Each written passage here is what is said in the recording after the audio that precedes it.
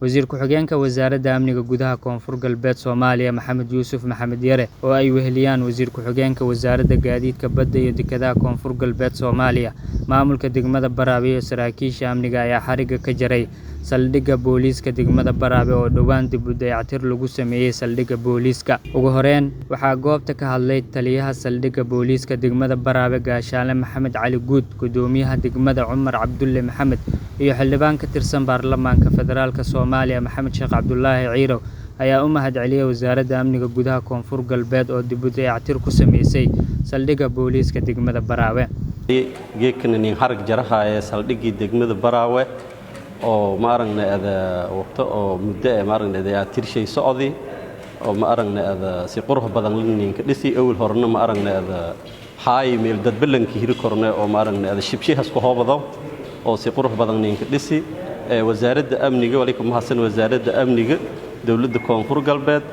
iyo ma aragnaa hay'adda UNDP iyo madaxweynaha dawladda Koonfur Galbeed mudane Abdasiis Xasan Maxamed Laftagareen xarag jarkaasi oo wasiiradan iyo xildhibaanada ninkooyan namalilana hadhowaada wasiirayaal xaqadhowaada degmadiin caasimada dawladda Koonfur Galbeed ee Baraawe. halkan waa saldhigga booliiska degmada Baraawe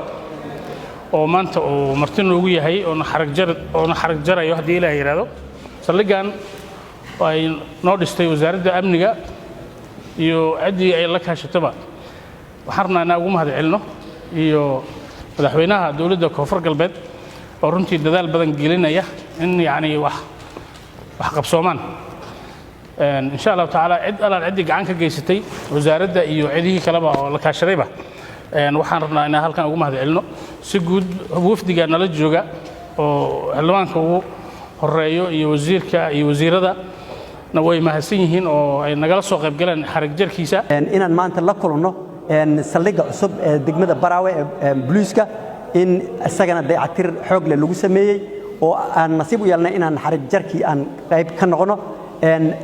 runtii waxaan u jeedaa horumar oo dhinacyo badan leh waxaan aragnay jid la sameynayo oo ka soo baxay ilaa airportka ilaa magaalada maxaa yahay dayactir badan oo magaalada lagu sameynayo oo ay koow ka tahay saldhigga degmada booliiska degmada Baraawe oo hadda aan xarig jarkiisa u taaganahay. Wasiir ku-xigeenka wasaaradda amniga gudaha Koonfur Galbeed Soomaaliya Maxamed Yuusuf Maxamed Yare ayaa madaxweynaha Koonfur Galbeed uga mahadceliyay dadaalada uu ku bixinayo horumarinta deegaanada Koonfur Galbeed. iyo waxa isku soo beegmay booqashada caasimadda dawladda Koonfur Galbeed runtii oo ay nooga qabsoomeen hawlo qurux badan oo ay koow ka tahay inaan xarig ka jarnay saldhiggii degmada oo runtii dayactir qurux badan lagu sameeyay